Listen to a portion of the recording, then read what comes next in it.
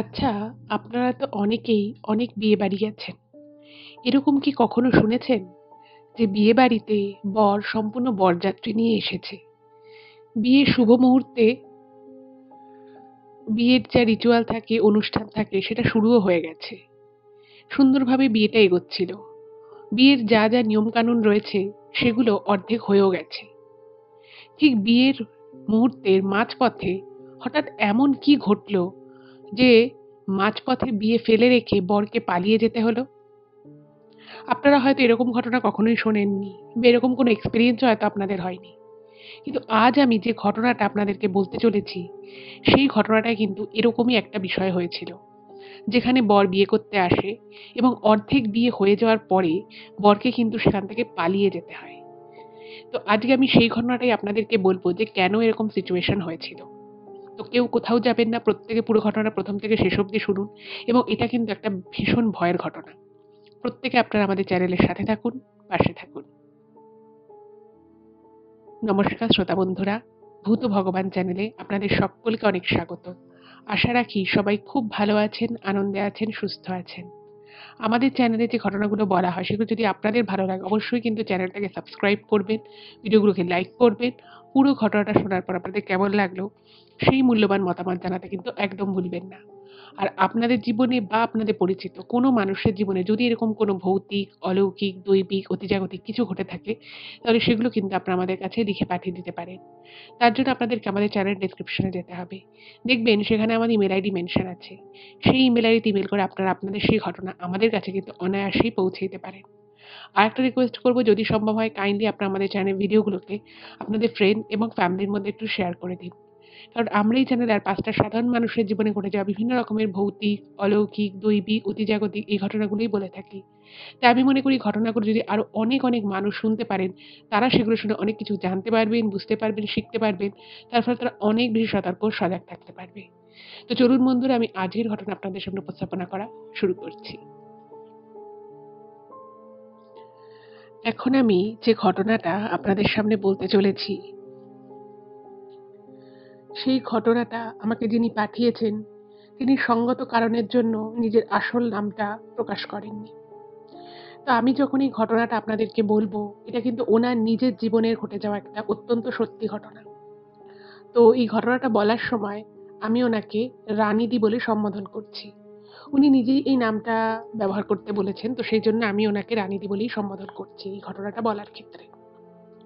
তো প্রথমে আমি ঘটনা সম্পর্কিত কিছু কথা আপনাদেরকে বলে নিই, তাহলে আপনাদের ঘটনাটা বুঝতে সুবিধা হবে, আমারও আপনাদেরকে বোঝাতে সুবিধা হবে।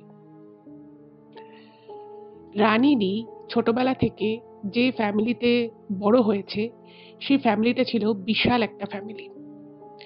রানিদিরা নিজেরাই ছিলেন ৬ ভাই বোন এবং তাছাড়া ওনাদের বাড়িতে ওনার বাবারা ২ ভাই ছিলেন, ওনার জ্যাঠা ছিল এবং ওনার ২ পিসি ছিল এবং এই ২ পিসিরাও তাদের বিয়ের পর কিন্তু এই বাড়িতেই ঘরজামা হিসেবে থাকতো। বেশ বড় ওনাদের একটা বাড়ি ছিল, কিন্তু বাড়িটা বড় হলেও ওনাদের আর্থিক অবস্থা যে খুব বিশাল ছিল তা কিন্তু নয়। এবং এতজন মিলে একটাই পরিবার এবং সবার খাওয়া-দাওয়া সবকিছু একসাথেই হতো। এবার এত বড় পরিবারে সবার রোজগার পাতি কিন্তু সমান ছিল না। কিন্তু যেহেতু যৌথ পরিবার, আর এটা আগেকার দিনের আমি ঘটনা বলছি, তো সেখানে একজন যার রোজগার বেশি সে একটু ভালো খাওয়া-দাওয়া করবে, যার রোজগার কম সে খাওয়া-দাওয়া খারাপ করবে, এরকম ব্যাপার কিন্তু একেবারেই ছিল না। তো যে যেরকম পারত সংসারে টাকা পয়সা দিত, কিন্তু খাওয়া-দাওয়া সবকিছু কিন্তু একসাথেই হতো এবং সেই জন্য সংসারে কিন্তু একটা অভাব বলে যে বিষয়টা সেটা কিন্তু প্রথম থেকেই ছিল। এবার এই রানিদির বাবার মোটামুটি রোজগার ছিল, কিন্তু রানিদিরও অনেক ভাই বোন, তাছাড়া ওনার জ্যাঠার ছেলেমেয়ে রয়েছে, ওনার ২ পিসির ছেলেমেয়ে রয়েছে। তো সবাই মিলে একসাথে একই পরিবারে থাকা, খাওয়া, তো বুঝতেই পারছেন বড় পরিবার যেমন সেখানে খরচাও প্রচুর। তো সেই জন্য পরিবারে কিন্তু একটা অভাব অনটন ছিলই। আর ওনাদের যে বাড়িটা ছিল সেই বাড়িটা কিন্তু ওনাদের নিজস্ব ছিল। ওনার দাদু বানিয়েছিলেন। কিন্তু দাদুর তখন সেই সময় অবস্থা ভালো থাকলো, উনি বাড়িটা বানিয়েছিলেন ঠিকই। কিন্তু তারপরে ওনার ব্যবসায় একটা বিশাল ক্ষতি হয়। তো সেই ব্যবসা কিন্তু উঠে যায়। এবং তারপর থেকেই তার ছেলেরা কাজকর্ম করা শুরু করে। ২ পিসির বিয়ে হয় এবং কিছু কারণের জন্য পিসিরাও কিন্তু এই বাড়িতে এসে সংসার করে। তাদেরও ছেলেমেয়ে হয় এবং তাদেরও বরেদের যে অবস্থা খুব ভালো ছিল তা কিন্তু নয়। তো এইরকম একটা যৌথ পরিবারে আস্তে, আস্তে রানীদি বড় হয়ে ওঠে। এবার রানীদির যিনি মা ছিলেন, তিনি সকাল থেকে সন্ধে অবধি উদয়াস্ত পরিশ্রম করতেন। সংসারের প্রচুর কাজকর্ম, এত ছেলেমেয়ে, মানে নিজের ছেলেমেয়ে রয়েছে, ভাসুরের ছেলেমেয়ে, ননদের ছেলেমেয়ে, সবাইকে দেখাশুনো করা। আর এত বড় সংসারের জন্য ওনার পিসিরাও কাজ করতেন। তারপরে রানীদির যিনি জেঠিমা ছিলেন তিনিও কাজ করতেন। কিন্তু এত বড় সংসার, এত লোকজনের জন্য এতজন মিলে কাজ করেও সংসারে কিন্তু কাজ ফুরোতো না। তো সবাইকে, বাড়ির মহিলাদেরকে প্রচুর কাজ করতে হতো। তো সেই কারণের জন্য রানীদির মা কিন্তু সব ছেলেমেয়েকে যে খুব ভালো করে দেখাশুনো করতে পারতেন সেটা কিন্তু হতো না, কারণ সময়ের একটা বিশাল অভাব ছিল। রানীদি মেইনলি ওনার বাড়ির যারা বড় দিদি ছিল তাদের হাতেই কিন্তু মানুষ হয়েছে। এরকম ভাবে রানীদি ছোট থেকে বড় হয়ে ওঠা।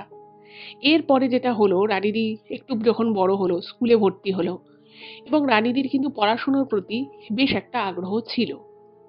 কিন্তু এত বড় সংসার, সেখানে মানে রোজ পেট ভরে সবকটা বেলা সব বাচ্চাদেরকে খাবার দেওয়া, নিজেদের পেট ভরানো, এটাই একটা বড় চ্যালেঞ্জ হয়ে যেত মাঝে মধ্যে।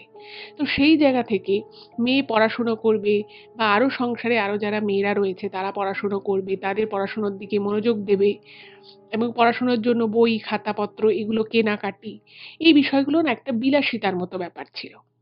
সেই কারণে মানে ইচ্ছে থাকা সত্ত্বেও রানীদি ছোটবেলার মানে কিছুটা, যখন উনি বড় হয়, ছোট থেকে বড় হওয়ার সময় উনি স্কুলে পড়াকালীনই বুঝতে পেরেছিলেন যে এই পড়াশুনোটা ওনার ভালো লাগলেও উনি কিন্তু খুব বেশি দূর এটাকে কন্টিনিউ করতে পারবেন না।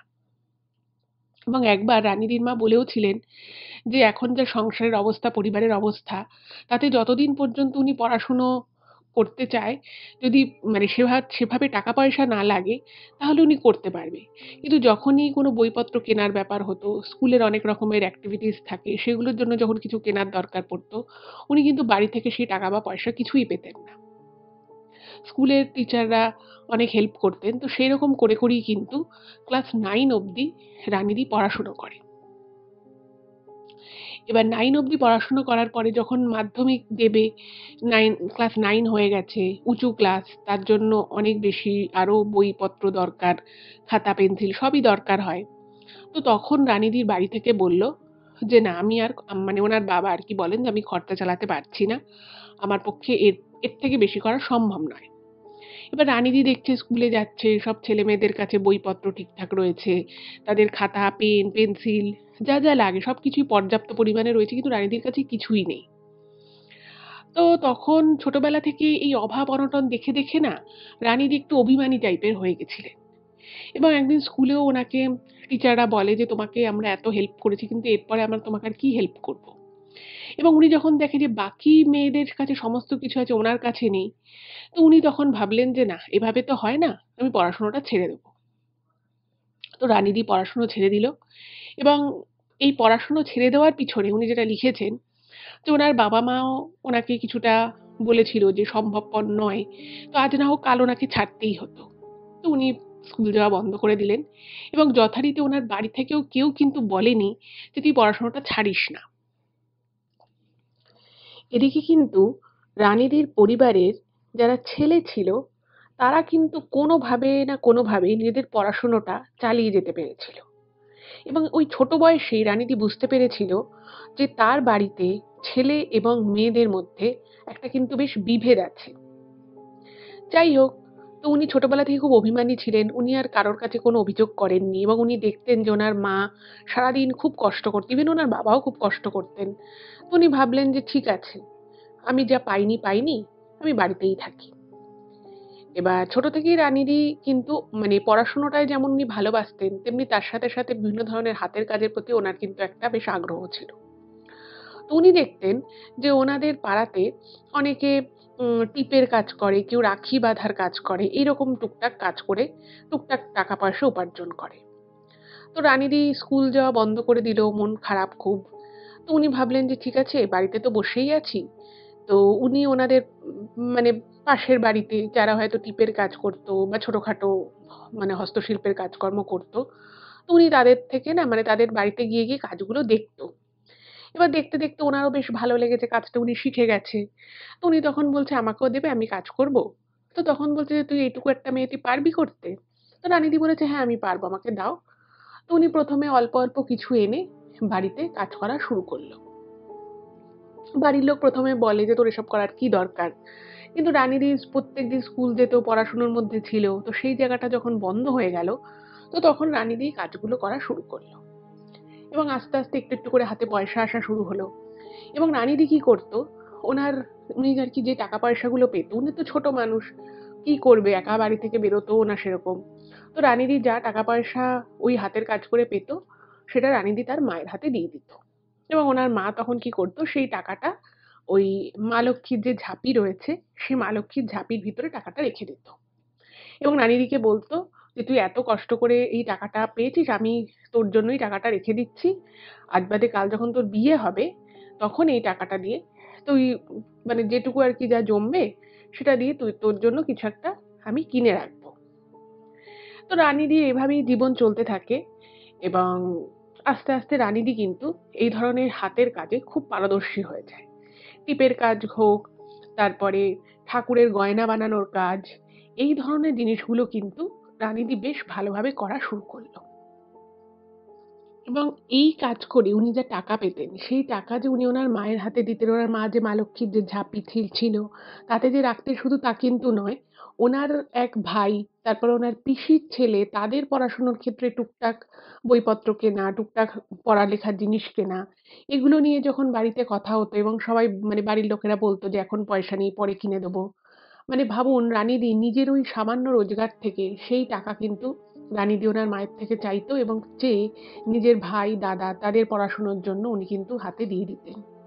মানে ভাবুন যে মেয়েটা এত ভালো লাগতো যার পড়াশোনা করতে, যে পড়াশোনাটা করতে চেয়েছিল, কন্টিনিউ করতে চেয়েছিল, সে নিজে করতে পারেনি বলে সে কষ্ট করে যে টাকা রোজগার করত, সেই টাকা সে তার ভাই, দাদাদেরকে পড়াশোনার জন্যই দিয়ে সাহায্য করত। এবং এরকম করে আস্তে, আস্তে যখন রানিদি এরকম সংসারে টুকটাক হেল্প করতে থাকে, সাহায্য করতে থাকে, সবাই কিন্তু তখন ভাবে যে বাহ! মানে রানিদি এভাবে ছোটখাটো কাজকর্ম করে যেরকম রোজগারপাতি করছে, তাতে তো সংসারে বেশ একটা দুটো কাজ হয়ে যাচ্ছে। এবং এরকম করে কিন্তু সবাই রানিদিকে মানে পরোক্ষভাবে বোঝাতে থাকে যে, "ঠিক আছে তুমি কাজটা করো, আরো বেশি করে কাজ করো। তাহলে সংসারে একটু আয় উন্নতি হবে।" এবং রানিদি নিজেও কিন্তু এই কাজটা করতে যেহেতু ভালোবাসতেন, সেহেতু উনি কিন্তু এই কাজ আরো বেশি করে করা শুরু করলেন। এবং বেশি করে করা শুরু করলেন তাতে টাকাও বেশি আসতো। তো তার মধ্য থেকে রানিদি কিছু টাকা সংসারে কিন্তু খরচা করার জন্য প্রত্যেক মাসে দিত। এইভাবে আস্তে, আস্তে রানিদির আরো বয়স বাড়তে লাগলো এবং অন্যান্য আরো যারা ভাই-বোন ছিল, মেয়েদের কথা আমি বলছি বিশেষত, সেই বোনেদের, দিদিদের আস্তে, আস্তে বিয়ে দেয়া শুরু হলো। এবং সেই বিয়ে দেওয়ার ক্ষেত্রে যেহেতু রানিদিরাও অনেক ভাই-বোন ছিল, রানিদিরা ৩ বোন ছিল। তো বাকি ২ বোনের আস্তে, আস্তে বিয়ে হয়ে যায়। এবার রানিদি ছিল মেজো। কিন্তু রানিদির যে ছোট বোন তারও কিন্তু রানিদির আগে বিয়ে হয়ে গেল। এবার পরিবারের সবাই বুঝতে পারত যে রানিদির বিয়ের বয়স হয়েছে, এবার বিয়ে দেওয়া উচিত। কিন্তু ওই যে রানিদি টুকটাক রোজগার করত, সংসারে টাকা পয়সা দিত, হয়তো কোথাও সেই বিষয়টার জন্য বা সেই স্বার্থের জন্য বাড়ির লোক কিন্তু রানিদির জন্য খুব একটা সম্বন্ধ দেখতে চাইত না। কিন্তু রানিদির মা প্রাণপণে চাইতো যে তার মেয়ের, সে তো মা, সে চাইতো যে তার মেয়ের ভালো জায়গায় বিয়ে হোক। রানিদির বাবাও চাইতেন। কিন্তু ওনার বাবার সেই সময় কাজকর্মের দিকটা একটু খারাপ হয়ে গেছিল। ফিন্যান্সিয়াল কন্ডিশন আরো একটু খারাপ ছিল। তো কোথাও হয়তো পরোক্ষভাবে মানে চাইতেন যে রানিদি একটু রোজগারপাতি করুক। তো সেই কারণের জন্যই হয়তো স্পেশালি রানিদির জন্য সেভাবে সম্বন্ধ দেখা হতো না। তো এইভাবে যখন আস্তে, আস্তে দিন চলে যাচ্ছে, সময় চলে যাচ্ছে, তো একদিন রানিদির মা বলল সংসারে যে না, মানে উনি ওনার স্বামীকে আরো সংসারের অন্যান্য যারা গুরুজন ছিল তাদের ডেকে বলল যে এবার রানীর জন্য কিন্তু সম্বন্ধ দেখতে হবে। কারণ মেয়ের বয়স হচ্ছে, এবার বিয়ে দিতে হবে। এখনো যদি বিয়ে না হয় তাহলে ভবিষ্যতে মানে আরো দিন এগিয়ে গেলে বিয়ে দিতে আরো সমস্যা হতে পারে। তো এই সমস্ত কিছু চিন্তা করে ওনার মা সবাইকে বলল যে না, এবারে কিন্তু মানে উঠে পড়ে লাগতে হবে মেয়ের বিয়েটা দেওয়ার জন্য। পরিবারের সবাই বলল হ্যাঁ, একমত হলো। কারণ সত্যি রানিদিরও বয়স হচ্ছিল। আর আমি এই ঘটনাটা বেশ কয়েক বছর আগেকার কথা বলছি। তো তখন তখনকার সময় কিন্তু এখনকার সময়ের মতো এতটা অ্যাডভান্স ছিল না। মানুষ এত প্রোগ্রেসিভ চিন্তাভাবনা করতো না। একটু বয়স হলেই ভাবা হতো যে মেয়েদের ক্ষেত্রে অনেক বয়স হয়ে গেছে। তো সেই বিষয়গুলো ছিল। এবার বাড়ির লোক তখন রানীদির জন্য সম্বন্ধ দেখা শুরু করলো। আচ্ছা, এখানে যেটা রানীদি লিখেছেন, আচ্ছা এখানে একটা জিনিস বলি, সেটা উনি ১ম এই ইমেইলে মেনশন করেছিলেন যে উনি কিন্তু ওনার ছেলের সাহায্য নিয়ে ইমেইলটি করেছেন। তো রানীদির ক্ষেত্রে যেটা হলো যে উনি যেহেতু সারাদিন প্রচুর কাজকর্ম করতেন, ওই রাখি করা, টিপ করা এগুলো করে না, মানে উনি অনেক জিনিস যেহেতু নিয়ে আসতেন, করতেন, তো উনি রোদের মধ্যে একাই ওই ব্যাগ ভর্তি করে জিনিস নিয়ে রোদে ঘুরে বেরিয়ে যে মানে মালগুলো দিয়ে আসা, সেখান থেকে আবার নিয়ে আসা, সেগুলোকে আবার সারাদিন বসে কাজ করা, আবার সেগুলোকে ফেরত দেওয়া। তো এইগুলো যখন উনি করতেন, ওই রোদে ঘুরে না ওনার গায়ের রং কিন্তু মোটামুটি পরিষ্কারই ছিল। কিন্তু ওই রোদে ঘুরে নিজের শরীর স্বাস্থ্যের প্রতি সেরকম একটা উনি যত্ন নিতেন না। তো ওনার না খুব ট্যান পড়ে গিয়ে একটুখানি মুখটা কালো মতো হয়ে গেছিল। এবার যেটা হলো যে যখন সম্বন্ধ দেখা শুরু হলো, তো সেখানে যে ঘটক সম্বন্ধ দেখছে, তো তাকে আগে থেকেই বলে দেওয়া হয়েছিল ওনার বাড়ি থেকে যে তোমরা এমনই সম্বন্ধ রানীদির জন্য আনতে হবে যে ছেলেদের খুব একটা দাবি দেওয়া নেই। কারণ দাবি দেওয়া যদি থাকে, রানীদির বাড়ির লোকের সেই ক্ষমতা নেই যে তারা সেই দাবি দেওয়া অনুযায়ী জিনিসপত্র দিতে পারবে। সেটা রানীদির বাড়ি থেকে ১ম এই বলে দেয়। এবার সেই সময়ে না মানুষ এই রূপ ব্যাপারটাকে, রং, রূপ এই বিষয়গুলো আজকের ডেটেও হয় না আমি বলব না। কিন্তু তখন হয়তো আরেকটু বেশি হতো। হুম? তো তখন ঘটক বলে যে, "আপনাদের মেয়ের গায়ের রং তো বেশ চাপা। তো আপনারা দাবি দেওয়া মানে কিছু দান-ধ্যানও করতে পারবেন না বিয়েতে। তো এরকম সম্বন্ধ পাওয়া কিন্তু একটু চাপের আছে।" তো রানীদির বাড়ি থেকে বলে যে, "দেখুন আমরা খুব বেশি কিছু চাই না। আমার মেয়েটাকে জাস্ট খাইয়ে পরিয়ে রাখতে পারবে, সম্মান দিয়ে রাখতে পারবে, আমরা এরকম বাড়ি চাই। এরকম নয় যে আমরা বলছি যে খুব বড়লোক বাড়ির ছেলেকে আমাদের মেয়ের সাথে বিয়ে দিতে চাই, সেরকম ব্যাপার নয়। মোটামুটি একটা সচ্ছল পরিবার যেখানে আমার মেয়ে দুবেলা খেতে পরতে পারবে, আর মাথার উপর একটা চাল থাকবে, আর আমার মেয়েটাকে একটু ভালোভাবে রাখবে, জাস্ট এটুকুই আমরা চাই। আমার মেয়ে এমনিতে সমস্ত কাজ করতে পারে। তো আমরা এরকম চাইছি না যে খুব বড়লোক বাড়ির ছেলে আমার মেয়েকে বিয়ে করবে।"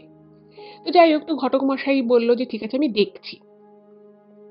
তো এই করে মাঝে মধ্যে আর কি সম্বন্ধ আসছে, দেখছে, কোনোটায় ওদের পছন্দ হচ্ছে না, কোনোটায় পছন্দ হলে তারা হয়তো ১ম এ বলছে ছেলেপক্ষ যে আমাদের কোনো দাবি দেওয়া নেই। কিন্তু যখন কথা এগোচ্ছে তখন বলছে এই পরিমাণ গয়না দিতে হবে বা এই জিনিস দিতে হবে। তো সেখানেই সম্বন্ধ ভেস্তে যাচ্ছে। এবার বারবার এভাবে সম্বন্ধ আসছে, ভেঙে যাচ্ছে, আসছে, ভেঙে যাচ্ছে। তো এই পুরো বিষয়টায় না রানীদির মনের উপরে কিন্তু একটা প্রভাব পড়তে থাকে। উনি তখন ভাবে যে আমি তো বেশ বাড়িতে আছি, কাজকর্ম করছি, দুটো পয়সা হাতে আসছে আমার। আমি তো ভালোই আছি। রোজ এভাবে সম্বন্ধ আসার নামে বাড়িতে লোকজন আসছে, আমি সেজেগুজে বসছি। আমার বাড়ি থেকে ওনাদের তো খুব একটা অবস্থা ভালো ছিল না, কিন্তু তবুও ছেলেপক্ষ আসছে, তাদের সামনে কিছু না হলেও কিছু খাবার-দাবারের আয়োজন করা। তো এই সমস্ত কিছু দেখে যখন রানীজি দেখছে যে এত কিছু হচ্ছে, কিন্তু কোনো সম্বন্ধই ফাইনাল হচ্ছে না বা পাকা কথা অব্দিও এগোচ্ছে না, তার আগেই ভেঙে যাচ্ছে। এই পুরো বিষয়টা কিন্তু একটা সময় রানীর একটু ভেঙে পড়ে এবং উনি বাড়িতে বলে যে, "তোমরা কেন শুধু আমার জন্য সম্বন্ধ দেখছো বা কেন এগুলো করছো? এগুলো করার কোনো দরকার নেই।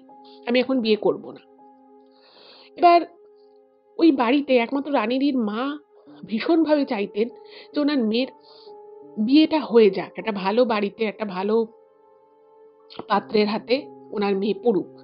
তো উনি সবসময় রানীদিকে বলতেন যে, "না, তুই এখন বুঝতে পারছিস না, পরে কিন্তু তোর মনে হবে।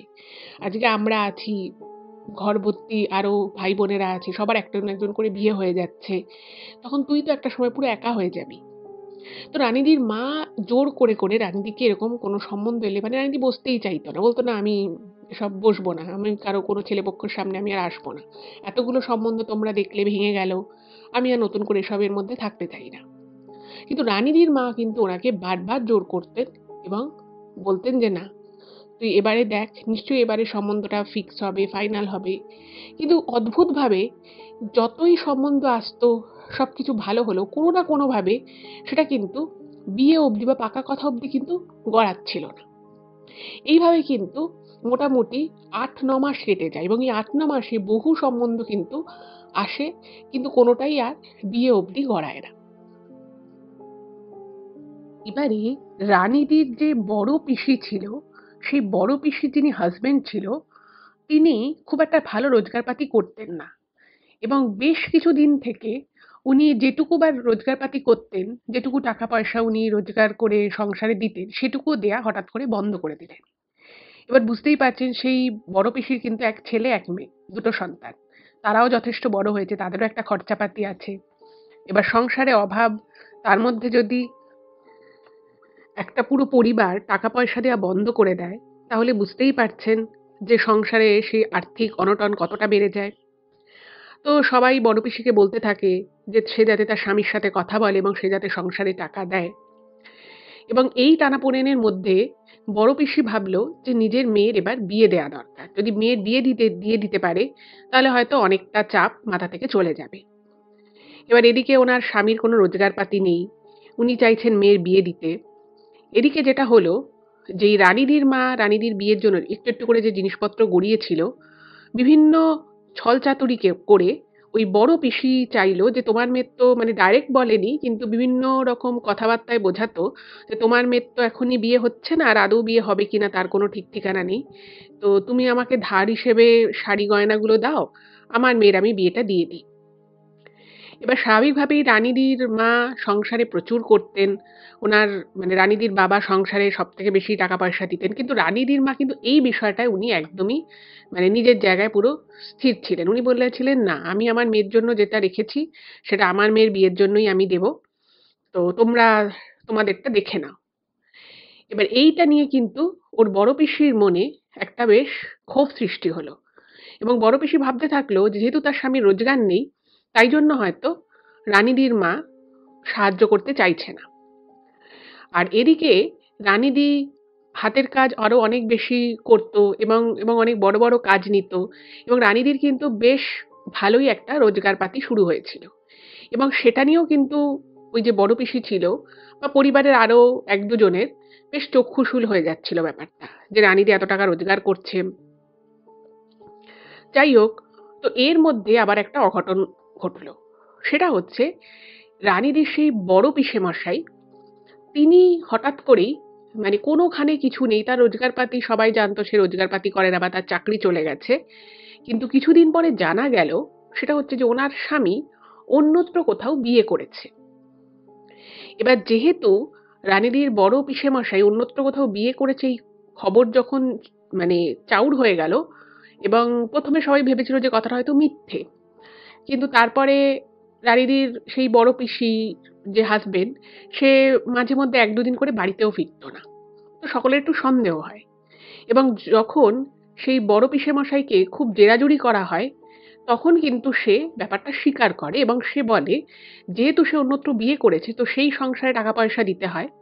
এবং জানাও যায় যে যেটা উনি বলেছিলেন যে ওনার চাকরি চলে গেছে, সেটা কিন্তু আদতে সত্যি নয়। ওনার চাকরি ছিল, কিন্তু যেহেতু উনি অন্যত্র বিয়ে করেছেন, সেখানে একটা সংসার রয়েছে, সেখানে উনি টাকা পয়সা দিচ্ছেন।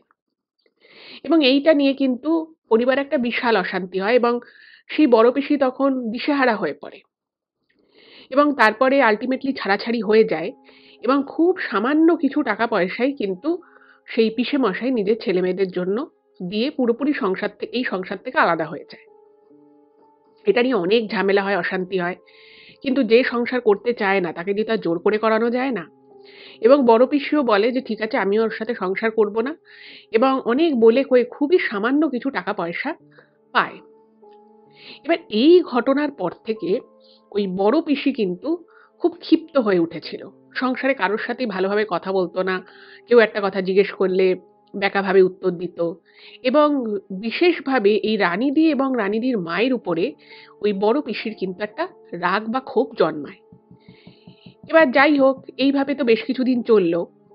এরপরে একটা, মানে ওই বড় পিসি তার মেয়ের জন্য সম্বন্ধ দেখতে থাকে, এবং ওই পিসির মেয়েকে কিন্তু দেখতে শুনতে বেশ ভালো। কিন্তু অদ্ভুত বিষয় হচ্ছে যে সমাজে দেখবেন তো, আর এটা আমি বেশ অনেকদিন আগেকার কথাই বলছি, তো সেই সময় না, যদি মানে সমাজে শুধুমাত্র মেয়েদের পড়াশুনো, কেমন দেখতে, এই জিনিসগুলো যেমন অতটা দেখা হতো, তার সাথে সাথে কিন্তু তার পারিবারিক ব্যাপারটাও দেখা হতো। মেয়েটিকে দেখতে শুনতে ভালো ছিল, মেয়েটি কিছু দূর পড়াশোনাও করেছিল, কিন্তু যখনই কোনো ছেলেপক্ষ শুনতে পায় যে মেয়েটির বাবা অন্যত্র কোথাও বিয়ে করে চলে গেছে, ফলে সম্বন্ধগুলো কিন্তু এসে এসে ভেঙে যাচ্ছিল।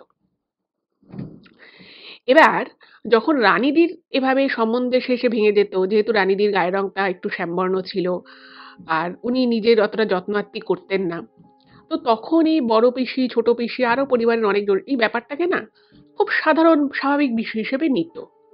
এবং ওই বড় পিসি রানীদিকে বহুবার বলেছে যে মানে সম্বন্ধ ভেঙে গেছে তো কি হয়েছে, আবার আসবে, তুই কেন ভাবছিস, এরকম নানান কথাবার্তা উনি অনেক সময় বলেছেন।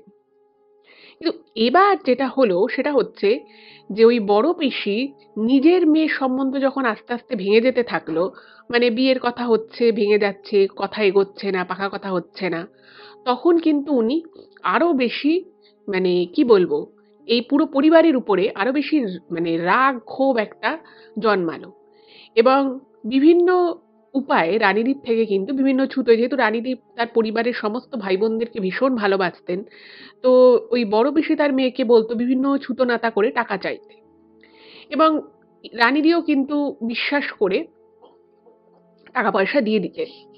এবং উনি প্রথম প্রথম কিন্তু বিষয়টা বুঝতে পারতেন না। এবার সংসারে এত কাজকর্ম, এত কিছুর মাঝখানে রানীদির মাও কিন্তু বুঝতেন না যে ওনার বড় পিসি ভিতরে ভিতরে মানে ওনাদেরই বিরুদ্ধে কোনো একটা বিশাল বড় ষড়যন্ত্র করছে। যাই হোক, তো এইভাবে চলতে চলতে হঠাৎই রানীদিদের বাড়িতে একটি সম্বন্ধ আসে। এবং যে সম্বন্ধটা ওনার এসেছিল, সেই সম্বন্ধের ছেলেটি মানে উম আয় উপায় যথেষ্ট ভালো, একটা ছোট ব্যবসা রয়েছে, নিজস্ব বাড়িঘর রয়েছে। এবার একটা শুধু ব্যাপার ছিল, সেটা হচ্ছে যে, যে ছেলেটির সম্বন্ধ রানীদির বাড়িতে নিজে থেকে আসে, সেই ছেলেটির গায়ের রং খুব কালো ছিল এবং মাথার দিকের একটু চুল কম ছিল। তো সেই জন্য আরকি ছেলেটি মানে ছেলেটির সম্বন্ধ কখনো আসছিল, কখনো আসছিল না। তো এরকম করে ওরাও এই রানীদির সন্ধান পায় এবং ওদের একটা শুধু মানে একটাই ডিমান্ড ছিল যে একটা ভালো মেয়ে হতে হবে। যার স্বভাব চরিত্র ভালো, ঘরের কাজকর্ম জানবে, বেশ ঘরোয়া একটা মেয়ের ওরা চাইছিল। তো সেই ঘটক মশাই তখন রানীদির কথা বলে। তো সেই ঘটক মশাই মারফতই কিন্তু নিজে থেকেই এই সম্বন্ধটা রানীদির কাছে আসে। এবার তারা একদিন দেখতে এসেছে এবং তারা যখন রানীদিকে দেখতে আসে, এক দেখাতেই কিন্তু রানীদিকে পছন্দ হয়ে যায়। এবং সেই ছেলের বাড়ির লোক মানে সেই দিনই প্রায় পাকা কথা বলবে এরকম একটা অবস্থা। এবার বাড়িতে আর কি যারা লোকজন ছিল তাদের মধ্যে কিছু কিছু, যেমন এই ওর বড় পিসি, ছোট পিসি, এরা মানে একটা ধারণা এদের মধ্যে চলে এসেছিল যে রানীদির কোনোদিন বিয়ে হবে না। এবার হঠাৎ করেই যখন নিজে থেকে একটা সম্বন্ধ এসেছে, তাদের কোনো মানে দাবি দাওয়া নেই। জাস্ট মেয়েকে একটু যেরকম করে পারে নিজেদের মতো করে সাজিয়ে গুছিয়ে দিলেই হবে। তো তাদের না চক্ষুশূল হয়ে যায় ব্যাপারটায়। তারা খুব অবাক হয়ে যায় যে বাবা! রানীর জন্য বাড়িতে বসে সম্বন্ধ চলে এলো। যে মেয়ের এতদিন থেকে সম্বন্ধ দেখা হচ্ছিল, কোনো ছেলে পাওয়া যাচ্ছিল না। হঠাৎ করে তার এবার বিয়ে ঠিক হয়ে গেল। আর ছেলেটিকে হয়তো গায়ের রং খুব কালো ছিল, কি একটু মাথায় চুল কম। কিন্তু ছেলেটিদের কিন্তু মানে ছেলেটি নিজে যে ব্যবসা করে সেই ব্যবসাটা কিন্তু বেশ ভালো ব্যবসা। এবং সেই ব্যবসায় কিন্তু উন্নতির আরো সুযোগ রয়েছে। তো বুঝতেই পারছেন টাকা পয়সার দিক থেকে কোনো অভাব অনটন নেই। এবার কিন্তু ওই বিশেষত ওই বড় পিসির খুব গায়ে লাগে বিষয়টা। যে আমার মেয়ের জন্য আমি এতদিন ধরে সম্বন্ধ দেখছি, আমার মেয়েকে দেখতে এত সুন্দর। আমার মেয়ের জন্য আমি একটা এরকম ছেলে পাচ্ছি না। আর যতই ছেলেকে দেখতে শুনতে অতটা ভালো না হোক, গুণ আছে ছেলেটির এবং ছেলেটি পড়াশুনো জানে এবং ছেলেটি একমাত্র ছেলে। তো এই বিষয়টা যখন হয়, সম্বন্ধটা যখন হচ্ছে, তখন বড় পিসি অনেকভাবে কিন্তু রানীদিকে এবং রানীদির মাকে অনেক রকমের মানে নেগেটিভ কথা বলতে থাকে। নেগেটিভ কথা বলতে উনি যেটা বলেছেন যে রানীদিকে বলে যে, "দেখ তোর তো এতদিন থেকে সম্বন্ধ দেখা হচ্ছিল। তুই তো এত ছেলের পরিবারকে দেখলি, শুনলি। হঠাৎ করে এই ছেলেটার পরিবারই কেন বলতো তোর সাথে বিয়ে দেওয়ার জন্য যেচে পড়ে সম্বন্ধ করতে আসবে? নিশ্চয়ই এর পিছনে কোনো কারণ আছে।" যাই হোক, তো রানীদির মাকে, রানীদির বাবাকেও এরকম বলা হলো। তো ওনারা ওনাদের মতো করে কিছুটা খোঁজ খবর নেওয়ার চেষ্টা করলো। কিন্তু ওরা কোনো কিছু ছেলেটার ব্যাপারে খারাপ কিছুই খবর পায়নি। এটা একটা গেল। তারপরে আবার যখন দেখলো যে না ছেলের খোঁজখবর নিয়ে কোনো কিছু খারাপ পাওয়া যায়নি, তখন তারা মানে রানীদির সেই বড় পিসি বলতে থাকে যে, "দেখ সবকিছু তো আর মানে খোঁজখবর করলেই জানা যায় না। হয়তো ছেলেটার স্বভাব ভালো না, হয়তো নেশা ভান করে পড়ে থাকে।" এরকম নানান কথাবার্তা কিন্তু রানীদিকে এবং ওনার মাকে বিশেষত বারবার বড় পিসি বলতে থাকে। মানে এইটা একটা এমন পর্যায়ে চলে গেছিল, ১ম এ রানীদির মা, বাবা বা উনিও বুঝতে পারেনি যে ওনার পিসি চাইছে না বিয়েটা হোক। কিন্তু পরবর্তী সময়ে এত বেশি উনি একই কথা বলতে থাকেন, এত বেশি উনি একই কথা বলতে থাকেন, তাতে কিন্তু বাড়ির সকলে বুঝতে পেরে যায় যে এই বড় পিসির খুব গায়ে লাগছে। যাই হোক, এইবারে হঠাৎ করেই ওই বড় পিসি অনেক চেষ্টা করে অনেক রকমের নেগেটিভ কথা বলা। তো তারপরে একদিন বলছে, "ঠিক আছে যখন তুই বিয়ে করবিই ভাবছিস তাহলে তুই বিয়ে কর।" খুব মানে ভালো আরকি ভালো, ভালো কথা বলে যে, "এত বছর তুই মানে আমাদের পরিবারের সবারকে আগলে রেখেছিলি, সবার অনেককে হেল্প করেছিস" এবং নানান কথাবার্তা বলে এবং একদিন বড় পিসি নিজে রান্না করে খাওয়ায়। সবকিছু মোটামুটি ঠিকঠাক। আর এদিকে কিন্তু বিয়েরও মানে প্রস্তুতি চলতে থাকে। এবং একটু, একটু করে রানী-রির মা অনেক অভাব-অনটনের মধ্যেও মানে এই ১ মেয়েই আর বিয়ে বাকি ছিল রানী-রির এর। তো মোটামুটি উনি যা পেরেছে ওনার মা-বাবা যেটুকু পেরেছে একটা ছোট্ট হার, গলার সোনার হার, দুল এগুলো আরকি গড়িয়ে রেখেছিল। তো সমস্ত কিছু এগুলো দেখতো এবং ওই বড় পিসির না মনে, মনে যে খুব খারাপ লাগতো সেটা সবাই বুঝতে পারত। এবার বড় পিসিকে এবার আপনাদের হয়তো মনে হতে পারে যে ওনাকে তাহলে কেউ কিছু কেন বলতো না। এবার বড় পিসির জীবনে যেহেতু মানে একটা এমন সময় একটা এত বড় ঘটনা ঘটে, ওনার স্বামী ওনাকে ছেড়ে চলে যায়। ওনার মানে উনি নিজেও খুব কষ্ট করে আয়ার কাজ করে সংসারে টাকা পয়সা দিত, ছেলে-মেয়েদের জন্য টাকা রাখতো। তো এই সমস্ত কিছুকে দেখে না পরিবারের লোকেরা বুঝতে পারত যে রানীদির এই বড় পিসির মনে বড্ড হিংসে, বড্ড রাগ হচ্ছে। কিন্তু কেউ ওনার এই অবস্থার জন্য হয়তো মানে এটাই মনে, মনে ভেবেছিল যে ওনার তো মানসিক অবস্থাটা খুব একটা ভালো নয়। সেইজন্য হয়তো একটু এরকম বলে ফেলে। তো সেইজন্যই বাড়ির অন্যান্য কেউ কখনোই মানে ওনার এই স্বভাবের জন্য বা ওনার এইসব কথাবার্তার জন্য সেভাবে ঘুরিয়ে ওনাকে কখনো কেউ জবাব দেয়নি। সবাই ভাবতো যে ঠিক আছে একটু দুঃখ পেয়েছে, কষ্ট পেয়েছে, তাকে আর নাই বা আমরা কথা শোনালাম। তো এরকমভাবে চলতে থাকে এবং আস্তে, আস্তে সেই বিয়ের দিনও এগিয়ে আসতে থাকে। এইবারে বিয়ের ঠিক ২ দিন আগেকার কথা। এবারে বিয়ের ঠিক ২ দিন বাকি আছে। অ্যা রানিদি কিন্তু যখন থেকে আরকি বিয়ে স্থির হয়েছে, রানিদির মা রানিদিকে বেশি একটা রোদে বেরোতে দিত না। একটু হয়তো বেসন, টক দই মানে ঘরোয়া তখনকার দিনে যা মানুষ একটু আধটু জানতো। হয়তো একটু চন্দন বেটে মেয়ের মুখে লাগিয়ে দেওয়া। কারণ কখনোই রানিদি রূপচর্চা করা বা নিজেকে একটু মেইনটেইন রাখা এগুলো কোনোদিনই করত না।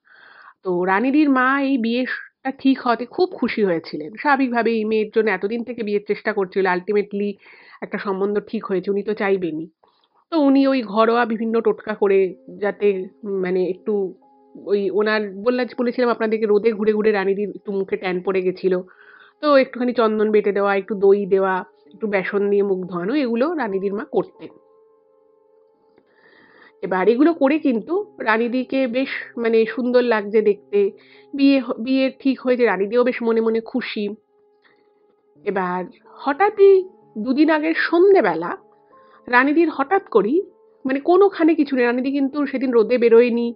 সারাদিন ঠিকঠাক খাওয়া-দাওয়া করেছে। হঠাৎই রানীদির মাথাটা ঘুরে যায় এবং এমন করে মাথাটা ঘুরে যায় রানীদি কিন্তু বসে পড়ে হঠাৎ করে। এবার বাড়িতে সবার সামনেই ঘটনাটা ঘটে। তো সবাই বলছে, "কি হয়েছে তোর?" তো রানীদি বলছে, "না কিছু হয়নি। বুঝতে পারলাম না। হঠাৎ করে মাথাটা একটু ঘুরে গেল।" এবার বিয়ের তোড়জোড় চলছে। এবার সেখানে একটা চিন্তাভাবনা যেকোনো মেয়েরই বিয়ের আগে থাকে। তো সবাই বলল যে, "তুই কি বিয়ে নিয়ে কি খুব চিন্তাভাবনা করছিস? সেরকম করিস না, সেইজন্যই হয়তো তোর মাথাটা ঘুরে গেছে।" তো রানীদির মা রানীদিকে ১ গ্লাস জল খাইয়ে বলল যে, "তুই একটু শুয়ে বিশ্রাম নে। তোকে তাড়াতাড়ি খেতে দিয়ে দেবো রাতে। তুই তাড়াতাড়ি খেয়ে শুয়ে পড়বি। কারণ এরপরে বিয়ে আছে, বিয়ের একটা ধকল আছে, রাত জাগা পড়বে।"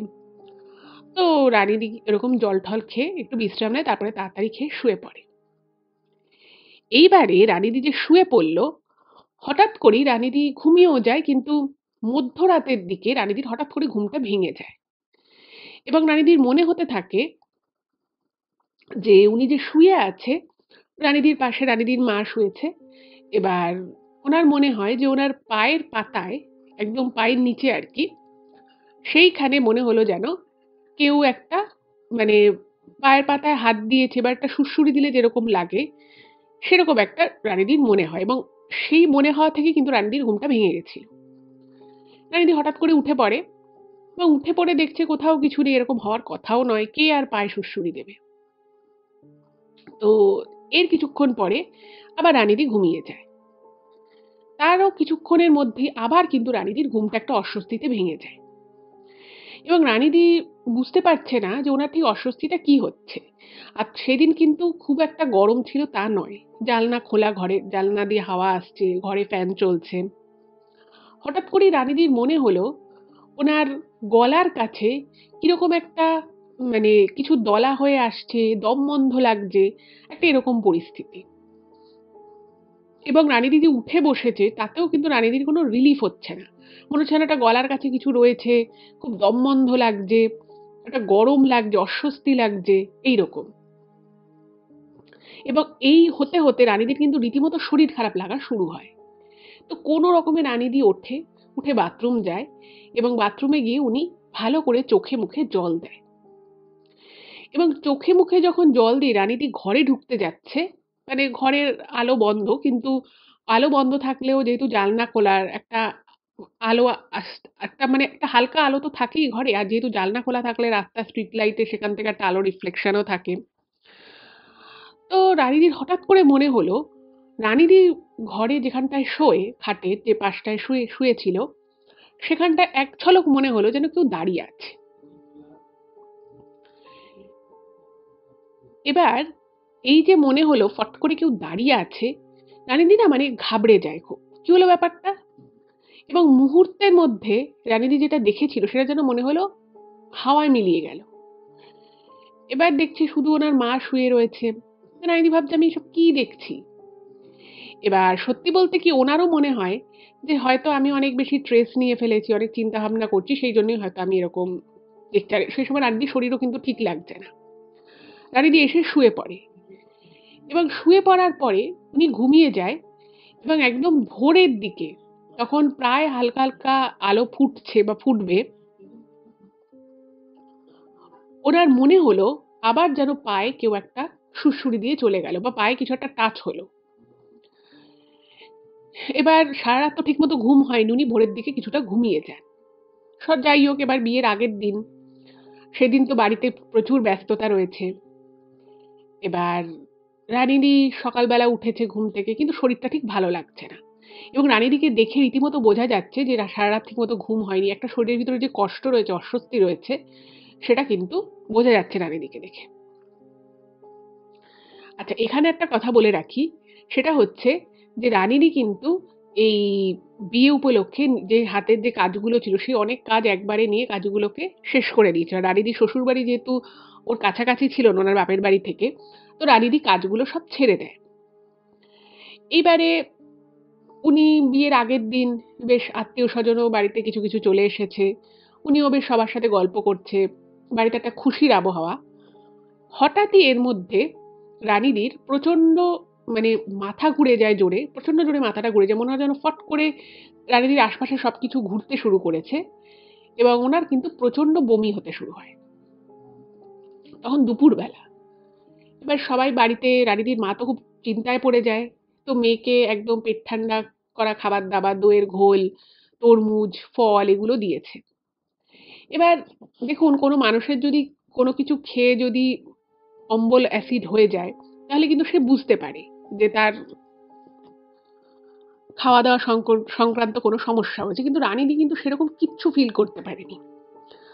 এইবারে সবাই তো খুব অবাক হয়ে গেছে। সবাই বলছে যে, "দেখো, বিয়ের কনের যদি আগের দিন এরকম শরীর খারাপ হয়, তাহলে বিয়ের দিন কি হবে? বিয়ের দিন অতক্ষণ না খেয়ে থাকতে হবে।" মোটামুটি ওনার বিয়ের লগ্ন রাতের দিকেই পড়েছে। তো প্রায় সারারাতই জাগা পড়বে। তো সবাই রানীদিকে বলে যে, "তুমি বিশ্রাম নাও।" এবার রানীদি বিশ্রাম তো নিচ্ছে। কিন্তু রানীদি না তখনই বুঝতে পারছে যে কিছু একটা ওনার সাথে হচ্ছে, যেটা ঠিক স্বাভাবিক নয়। এবার আগের দিন রাতে যে ঘটনাগুলো ঘটেছে, ওনার মনে হয়েছে ওনার পায়ে কেউ নাড়া দিয়ে যাচ্ছে, কেউ পা টাচ করে চলে যাচ্ছে, কাউকে উনি ওনার শোয়ার জায়গায় দাঁড়িয়ে থাকতে দেখেছে খাটের সামনে আর কি। এই বিষয়গুলো সম্পর্কে কিন্তু রানীদি সকালবেলা উঠে কারোর সাথে কিছু বলেনি, কারণ বাড়িতে বিয়ের একটা বিশাল প্রস্তুতি চলছে। রানীদির মা ভীষণ ব্যস্ত রয়েছে, বাড়ির অন্য সবাইও ব্যস্ত। তো কাকে আর এগুলো বলবে? আর সত্যি কথা বলতে কি, মানুষ যখন এইগুলো প্রথমবার এক্সপেরিয়েন্স করে না, তখন কোনো মানুষই কিন্তু এটাকে ভৌতিক ব্যাপার বা কোনো অস্বাভাবিক বিষয় হিসেবে কিন্তু কনসিডার সহজে করতে চায় না। আর যেহেতু রানীদির শরীরটাও খারাপ ছিল, তো ওনার মনে হয়েছে যে হয়তো পুরোটাই ওনার মনের ভুল। এইবারে যেটা হলো সেটা হচ্ছে, মানে ঠিক ওই দিন সন্ধ্যেবেলা থেকে, বিয়ের আগের দিন সন্ধ্যেবেলা থেকে রানীদির কিরকম একটা যেন বারবার মনে হচ্ছে, মানে মনে হচ্ছে যেন উনি মাঝে মধ্যে নিজের মধ্যে থাকছে না। খালি মনে হচ্ছে আমার, মানে উনি হয়তো বিয়ের সবাই আর কি প্রস্তুতি নিচ্ছে, সকাল সকাল ওনাকে উঠতে হবে, নান্নিমুখ আছে, কিন্তু মাঝে মধ্যে ওনার মনে হচ্ছে মানে আমি কে, কেন এখানে আছি, মানে নিজেই যেন মনে হচ্ছে আর নিজের মধ্যে নেই। এরকম মাঝে মধ্যেই মনে হচ্ছে, আবার মাঝে মধ্যে আবার ঠিকও হয়ে যাচ্ছে। এবার রানীদি কিন্তু এই বিষয় নিয়ে বাড়িতে কারোর সাথে আর কোনো কথা বলেনি, কারণ দেখছে যে বাড়িতে সবাই এমনিতেই ওনাকে নিয়ে একটুখানি টেনশনে আছে, বিশেষত ওনার মা বাবা। আর ওই যে পিসিরা রয়েছে, বাড়ির অন্যান্য যারা রয়েছে, তারা কিন্তু ব্যাপারটাকে খুব স্বাভাবিক হিসেবেই দেখছে, আর কি করছে, বলছে যে বিয়ের আগে ওরকম একটু মেয়েদের চিন্তা ভাবনা হয়, এইরকম আর কি। এবার রানীদিও বুঝতে পারছে যে ওনার সাথে ঠিক কি হচ্ছে। এই করে করে ওনার মানে রাতটা সেভাবে আর ঘুমটুম হয়নি, কিন্তু প্রত্যেক মুহূর্তেই রানীদির মনে হচ্ছিল যেন কিছু একটা এমন ঘটছে যেটা রানীদি, মানে সেটা রানীদির সাথে স্বাভাবিক নয়। কখনো মনে হচ্ছে ওনার সামনে কেউ দাঁড়িয়ে রয়েছে, কখনো উনি বাথরুমে যাচ্ছে, ওনার মনে হলো যেন সামনে থেকে একটা ছায়া মতো সরে গেল, ঠিক যেরকম ছায়া উনি আগের দিন রাতে ওনার বিছানার কাছে দেখেছিলেন। এবার এগুলো যে কেন হচ্ছে, কি জন্য হচ্ছে, কিছুই কিন্তু রানীদি বুঝতে পারলেন না। এই করতে করতে বিয়ের দিন সকালবেলা চলে এলো। রানীদির শরীর সকালবেলা থেকে ভীষণই খারাপ, মানে ভীষণ মাথা ঘুরছে, কখনো বমি পাচ্ছে, কিরকম একটা অস্থির মতো লাগছে, মনে হচ্ছে হাত পা ছুরি, এরকম টাইপের ওনার মনে হচ্ছে। এবং উনিও বুঝতে পারছেন যে কিছু একটা তো হতে চলেছে, সেটা কি হতে চলেছে, কেন হতে চলেছে, তা কিন্তু উনি বুঝছেন না। এই করে দুপুরবেলা ওনার গায়ে হলুদ হলো এবং সবাই আনন্দ মজা করছে, কিন্তু রানীদির মনে একটা অদ্ভুত রকমের একটা ভয় যেন রানীদিকে গ্রাস করছে, এবং সেটা কিসের ভয়, কেন ভয়, সেটা কিন্তু রানীদি নিজেও জানে না। এবারে দুপুর গড়িয়ে যখন বিকেল হয়েছে, রানীদিদের পাড়ায় একজন বৌদি ছিল, সেই বৌদি রানীদিকে সাজাবে।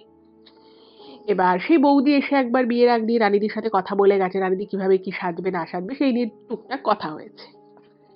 এবার সেই বৌদি যখন বিকেলবেলা রানীদিকে সাজাতে এসেছে, তো সে রানীদির সাথে গল্প করছে, ইয়ার্কি করছে। তো সে রানীদির চুলটা বেঁধে দিচ্ছে। হঠাৎ করেই কি হলো, রানীদি এমন করে চুলের মধ্যে হাত দিয়ে নিজের চুলই এমন ঘেঁটে ফেললো যে পুরো যে সুন্দর করে চুলে খোঁপা বেঁধে দিয়েছিল, সেই খোঁপাটা পুরো খারাপ হয়ে গেল। এবার সেই বৌদির তো খুব অবাক লাগছে যে বিয়ের কনে, সে তো চাইবে যে তাকে সুন্দর দেখতে লাগুক, তাকে ভালো করে তার চুল বাঁধা হোক, ভালো করে তাকে সাজানো হোক। এবং রানীদিকে যখন জিজ্ঞেস করলো যে তুমি এভাবে চুলটাকে নষ্ট করে ফেললে কেন, কেন ঘেঁটে ফেললে, তোমার যদি কিছু সমস্যা ছিল তুমি আমায় বলতে। এবার এই জিনিসটা যখন রানীদিকে বলে, তখন না রানীদি বলছে কই আমি তো চুলে কিছু করিনি। তখন ওই বৌদি বলছে কি বলছে, তুমি আমার চোখের সামনে চুলটাকে, তোমার চুলে এত সুন্দর আমি খোপা করে দিলাম, বেঁধে দিলাম, ফুল দিলাম, তুমি দেখো কিরকম ভাবে তুমি নষ্ট করে দিলে। তো তখন না রানীদি পুরো ফ্যাল ফ্যাল করে ওই বৌদির দিকে তাকিয়ে আছে। তো তখন ওই বৌদি বলছে যে আমি আবার তোমার চুলটা সুন্দর করে বেঁধে দিচ্ছি। এবার এই বলে ওই বৌদি কিন্তু আবার সুন্দর করে চুল বেঁধে দেয়। এবার এই সুন্দর করে চুল বেঁধে দেওয়ার পর যখন রানীদিকে জিজ্ঞেস করছে যে কেমন লাগছে বলো তো, তখন কিন্তু রানীদি কোনো কথা ওই বৌদিকে বলে না, এবং সেম ওরকমই ফ্যাল ফ্যাল করে ওই বৌদির দিকে তাকিয়ে থাকে। এরপরে ওই বৌদি সুন্দর করে চন্দন বেটে, তখনকার দিনে তো আসল চন্দন দিয়ে সাজানো হতো, তো চন্দন বেটে সুন্দর করে রানীদিকে একটা কলকা কেটে দিচ্ছে। হঠাৎ করেই রানীদি কিরকম একটা অদ্ভুতভাবে শরীরটাকে ঝটকা দিয়ে ওঠে, এবং ঝটকা দিয়ে উঠে রানীদি নিজে হাতে কিন্তু সেই কলকার যে নকশা করেছিল সেটা অনেকটা ঘেঁটে দেয়। এবার না ওই বৌদির খুব অবাক লাগে এবং উনি একটু বিরক্তও হন। ওই বৌদি বলছে, "আমি তোমাকে এত সুন্দর করে কলকা এঁকে দিচ্ছি আর তুমি এভাবে নষ্ট করে ফেললে? এর আগেও আমি তোমার চুল বেঁধে দিচ্ছিলাম, সুন্দর খোঁপা করে দিচ্ছিলাম, তুমি ওটাকে খারাপ করে দিলে। তুমি এরকম কেন করলে?" এবং তখনও কিন্তু রানীদি খুব অদ্ভুত একটা মানে বেশ ভয়ের একটা চোখগুলো ঠেলে বেরিয়ে আসছে এরকম করে না একটা অদ্ভুত দৃষ্টিতে ওই বৌদির দিকে তাকায়। যেটা দেখে কিন্তু বৌদির বেশ অস্বাভাবিক লাগে এবং উনি বুঝতে পারেন যে কিছু তো একটা গন্ডগোল আছে। কারণ কোনো মেয়ে তার বিয়ের দিন আর কয়েক ঘন্টা পরে সে বিয়ের পিঁড়িতে বসবে, সে নিজের সাজ এভাবে কখনো নষ্ট করে না। তো ওই বৌদি তখন বাড়ির একজনকে খবর দেয়। তো সেই বাড়ির একজন ওনার কোনো কাকি বা জেঠি এসেছিল এবং সে এসে রানীদিকে বলে যে সে আর কি ভেবেছে যে হয়তো রানীদির খুব দুঃখ হচ্ছে, কষ্ট হচ্ছে, বিয়ে হয়ে চলে যাবে শ্বশুর বাড়ি। তো সে একটু ভালো করে মাথায় ঠাথায় হাত বুলিয়ে একটু বুঝিয়ে চলে যায়। এবং ওই বৌদি শেষ যতটুকু সাজায় ততটুকু কিন্তু বুঝতে পারছিল রানীদি যেন কিরকম অস্বস্তি পাচ্ছে, উসকুস উসকুস করছে, এক জায়গায় স্থির হয়ে বসতে চাইছে না। যাই হোক, তো কোনো রকমে ওই বৌদি রানীদিকে সাজায়, সাজানোটা কমপ্লিট করে। এবার রানীদিকে যখন নিয়ে এসে বসানো হয়েছে, তখন থেকেই যেন রানীদির শরীরে কিছু একটা যেন অস্বাভাবিক হচ্ছে। কিরকম একটা হাত পা গুলোকে কেমন টান টান করছে, ঘাড়টাকে অস্বাভাবিকভাবে ঘোরাচ্ছে। এবার বিয়ের কনের এরকম জিনিস দেখে ঠাকুরমশাই যিনি ছিলেন তিনিও খুব অবাক হন। তিনি বলছেন, "মা, তুমি এখানে চুপ করে শান্ত হয়ে বসো, তুমি এরকম কেন করছো?" এদিকে রানীদির বাড়ির অন্যান্য সদস্য যারা ছিল তারাও বলছে যে, "তুই এরকম করছিস কেন? চুপচাপ বস না।" আর যেখানে রানীদি খুবই শান্তশিষ্ট স্বভাবের একজন মানুষ, তার কিন্তু এরকম উসখুস উসখুস করা একেবারেই স্বভাবসিদ্ধ ব্যাপার নয়। কিন্তু কেন যে এরকম রানীদি করছে কেউ বুঝতে পারছে না। এইবারে বর এসে গেছে, বিয়ের কাজ শুরু হয়েছে, বিয়ের যে রিচুয়াল থাকে সেগুলো শুরু হয়েছে। এবার এইভাবে যে যখন বিয়ের রিচুয়াল শুরু হয়েছে, তখনও কিন্তু রানীদির অবস্থার কোনো উন্নতি হয়নি, বরং বলা যেতে পারে অবস্থার অবনতি হয়েছে। রানীদি কি করেছে, নিজের বিয়ের সাজ আবার চুলে হাত দিয়ে চুলের খোপা কিছুটা খুলে ফেলেছে। বিয়ের জন্য ওনাকে যে সুন্দর করে চন্দনের কলকা আঁকা হয়েছে, সেই কলকা আবার হাত দিয়ে মনে হচ্ছে যেন কিছুটা মুছে ফেলেছে। চোখের কাজল কিছুটা লেপ্টে গেছে। এবং বাড়ির যারা ছিল তারা ১ম যখন দেখতে পাচ্ছে যে এরকম করছে, তো রানীদির হাত সরিয়ে দিচ্ছে বা রানীদিকে বোঝাচ্ছে, "তুই এরকম কেন করছিস? তোকে এত সুন্দর করে সাজানো হয়েছে।" এবং অদ্ভুতভাবে রানীদি কিন্তু কারোর সাথেই সেভাবে কথা বলছে না। রানীদিকে সবাই বোঝাচ্ছে, বলছে, রানীদি কিরকমভাবে তাকিয়ে থাকছে, কিন্তু কারোর প্রশ্নের কোনো উত্তর দিচ্ছে না। এবার এইটা নিয়ে বাড়ির লোক যখন চিন্তাভাবনা করা শুরু করে, তার মধ্যে বর এসে যায় এবং বিয়ের লগ্ন তখন পড়ে গেছে। এবার বাড়ির সবাই তো চিন্তা করছে যে মেয়ে এরকম কেন করছে, এবং তারাও বুঝতে পারছে, বিশেষত রানীদির মা, বাবা, ওনার জ্যাঠা, জেঠিমা, আরো যারা ছিল কাকা কাকিমা, সবাই বুঝতে পারছে যে কিছু তো একটা গন্ডগোল হচ্ছে। এবার তারা মনে মনে ভাবছে যে ভালোই ভালোই বিয়েতে বসে গেছে, এবার ভালোভাবে বিয়েটা মিটে যাক, তারপরে ওকে না হয় আমরা বোঝাবো ও কেন এরকম করছে। সবারই খুব খারাপ লাগছে, অস্বস্তি লাগছে। এ আবার কি? এবার ছেলের বাড়ির লোকেরা এগুলো দেখে যদি রানীদিকে বা রানীদির বাবা মাকে যদি জিজ্ঞেস করে যে আপনাদের মেয়ে কেন এরকম করছে, তারা কি উত্তর দেবে? কারণ কোনো কিছু উত্তর দেওয়ার মতো নেই। এবারে বিয়ে শুরু হয়েছে। এই বিয়ে শুরু যখন হয়েছে, কিছু দূর বিয়ের কাজ এগিয়েও গেছে, মালাবদল হয়ে গেছে। এইবারে বিয়ের যখন বেশ অনেকটা রিচুয়াল কমপ্লিট, এবার ওনার এরকম অস্বাভাবিক জিনিস দেখে কাজল একটু লেপ্টে গেছে, তারপরে ওই কলকা একটু মুছে গেছে, এগুলো দেখে স্বাভাবিকভাবেই বিয়ে বাড়িতে আসা আত্মীয় স্বজন এগুলো নিয়ে আলোচনা করতে থাকে এবং বিশেষত ছেলের বাড়ির লোকেরা কিন্তু এটা নিয়ে কথা বলতে থাকে যে কেন এরকম হয়েছে, কি ব্যাপার। এইগুলো নিয়ে যখন কথাবার্তা হচ্ছে, ঠিক সেই সময় এমন একটা ঘটনা ঘটে বা বলা যেতে পারে রানীদি একটা এমন ঘটনা ঘটিয়ে বসে, যেটা কিন্তু রানীদির বাড়ির লোক বলুন বা ওনার স্বামী বা বরের বাড়ির লোকেরা, তারা কিন্তু কেউ ভাবতে পারেনি। হঠাৎ করেই রানীদি গলার মালাটা খুলে ছিঁড়ে ফেলে এবং ছিঁড়ে সেটা যজ্ঞের যে আগুন রয়েছে সেইখানে সামনে একদম ছুঁড়ে ফেলে দেয় এবং অদ্ভুত রকমভাবে মুখে গোঙানির শব্দ করতে থাকে। চুল ফুল ততক্ষণে সে একেবারে নষ্ট করে ফেলেছে, সুন্দর করে যে চুল বাঁধা হয়েছিল চুলগুলো হাত দিয়ে খুলে গেছে। হ্যাঁ, যে শাড়িটা কিছুটা আহ গোড়ালির কাছ থেকে একটু সামান্য উপরে তুলে সে মুখ দিয়ে অদ্ভুত রকমের আওয়াজ বের করতে থাকে এবং চোখগুলো মনে হচ্ছে যেন ঠেলে বেরিয়ে আসছে। এবং এই গোঙানির আওয়াজে কিছু একটা রানীদি বলে, যেটা কি বলছে, কাকে বলছে, কার উদ্দেশ্যে বলছে কেউ কিন্তু কিছু বুঝতে পারে না। এবং অদ্ভুত রকম ভাবে ওইখানে যখন সবাই রানীদিকে চেপে ধরতে যায়, জিজ্ঞেস করতে যায়, রানীদি ঠাস করে মাটিতে পড়ে যায় এবং মাটিতে পড়ে গড়াগড়ি খেতে থাকে। এবং যখন রানীদির যে যে বর আর কি, যে বিয়ে করতে এসেছিল, সে যখন রানীদিকে ধরে তুলতে যায় এবং জিজ্ঞেস করে যে কি হয়েছে তোমার, তুমি এরকম করছো কেন, তখন সে কিন্তু রানীদি মানে আর কি এমন করে রানীদি তার ওই হবু স্বামীর দিকে এগিয়ে যায়, সে মানে মনে হচ্ছে যেন এক্ষুনি তাকে মেরে একেবারে তাকে পাট পাট করে দেবে, এরকম একটা মনে হচ্ছে রাগ, একটা বিশাল একটা ক্ষোভে যেন ফেটে পড়ছে। এই জিনিস দেখে ছেলের বাড়ির লোকেরা তো ভীষণ ভয় পেয়ে যায়। আর রানীদির সেই হবু যে স্বামী, মানে পুরো বিয়ে বাড়ির মধ্যে একটা হুলুস্থুলু ব্যাপার হয়ে যায়। এবং অন্যান্য যারা আত্মীয় স্বজন ছিল, বিশেষত ছেলের বাড়ির লোকেরা, তারা বলতে থাকে এই মেয়ে তো ভূতে পাওয়া মেয়ে, এই মেয়ে এরকম অস্বাভাবিক আচরণ করছে, এই তো ভূতে পাওয়া মেয়ে, এর সাথে আমাদের বাড়ির ছেলের বিয়ে হবে। এই জিনিস যখন বলে এবং আবার যখন সেই সময় ওই মাটি থেকে গড়াগড়ি দেওয়া অবস্থা থেকে উঠে যখন রানীদি তার সেই হবু স্বামীর দিকে তেড়ে ফুঁড়ে এগিয়ে যেতে থাকে, ওনার স্বামী এত ভয় পেয়ে যায়, সে তখন মালা টোপর ফেলে ওই বিয়ে বাড়ি থেকে কিন্তু একেবারে দৌড়ে, যাকে বলে প্রাণ হাতে করে, সে ওই বিয়ে বাড়ি থেকে বেরিয়ে যায়। এবং এর সাথে সাথে বিয়ের যে মণ্ডপ সেটা পুরো লণ্ডভণ্ড হয়ে যায়।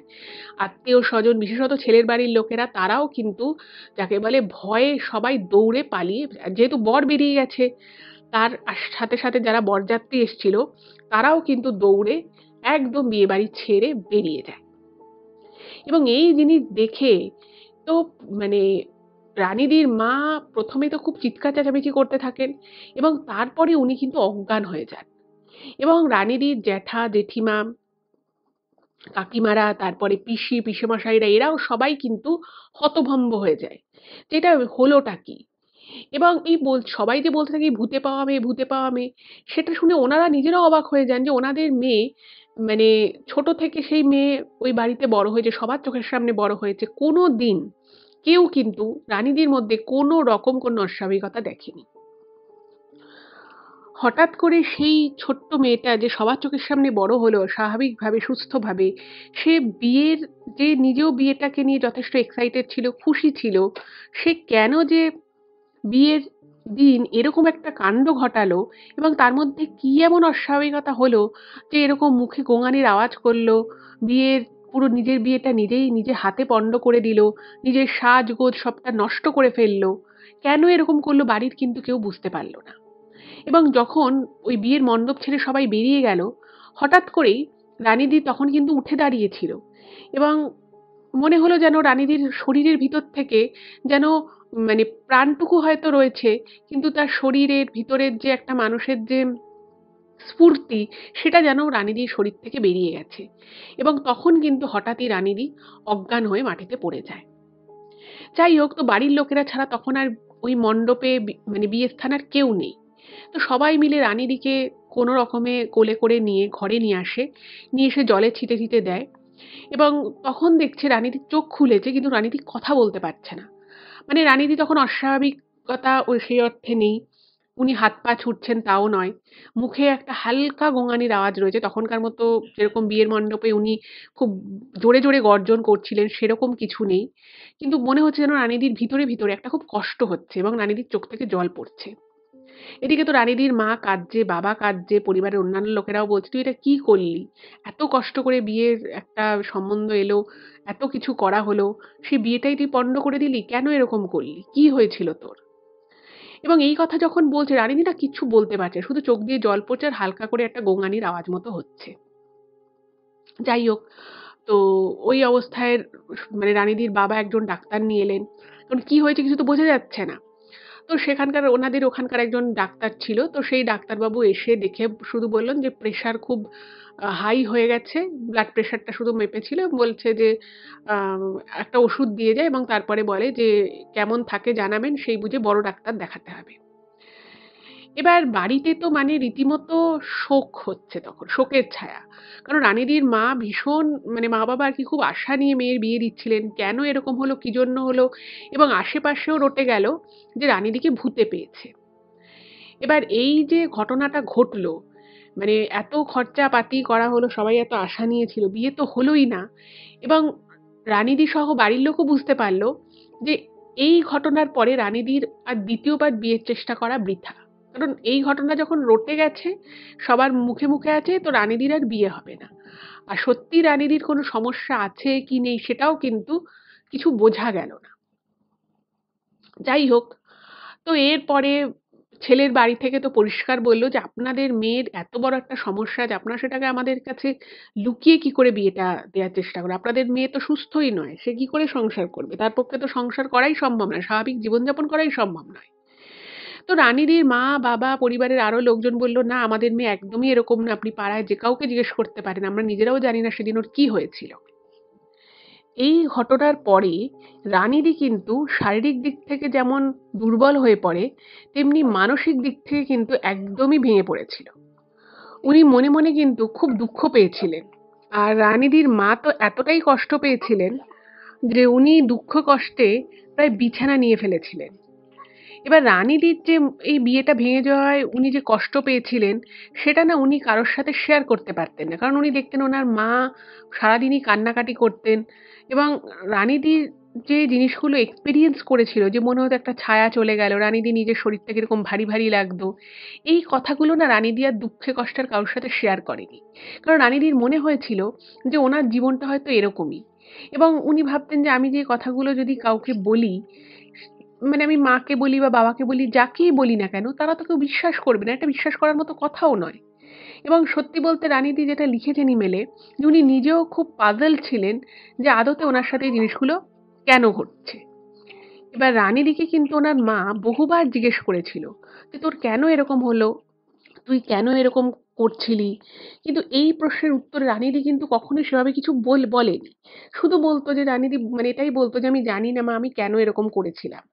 আর দিন দিন কিন্তু রানীদিকে দেখে বোঝা যেত উনি যেন কিরকম শুকিয়ে শুকিয়ে যাচ্ছিলেন। এই সবকিছু দেখে একদিন রানীদির মা মনে মনে ঠিক করেন যে উনি বিষয়টা নিয়ে বোঝার চেষ্টা করবেন, জানার চেষ্টা করবেন, এবং উনি এই বিষয়টা আর কি বাড়িতে কাউকে জানায় না। তো উনি একজন গুণিনের কাছে গেছিলেন। তো সেই গুণিনের কাছে গিয়ে রানীদির মা একটা অবিশ্বাস্য সত্যির সম্মুখীন হন, যেই সত্যিটা শোনার পরে ওনার পায়ের নিচের মাটি নাকি সরে গেছিল।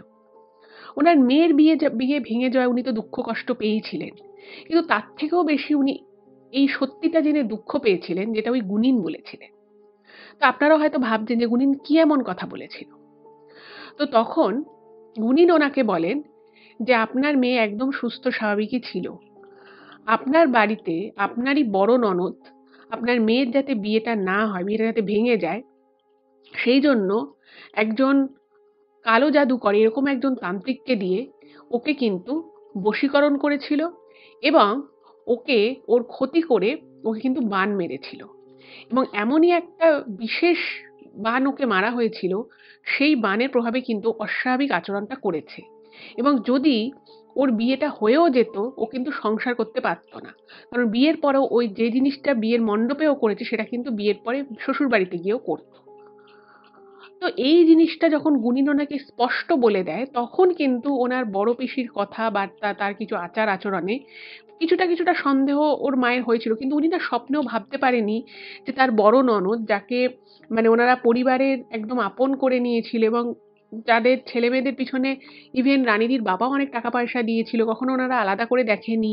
মানে উনি ভাবতে পারেননি যে ওনার নিজের বড় ননদ একই বাড়িতে থেকে একসাথে খাওয়া দাওয়া, একসাথে ছোট থেকে বড় হয়ে ওঠা ওনার ছেলে মেয়েদেরও, সে যে এরকম একটা ঘটনা, এরকম একটা জঘন্য কিছু করতে পারে, সেটা কিন্তু রানীদির মা স্বপ্নেও কল্পনা করতে পারেননি।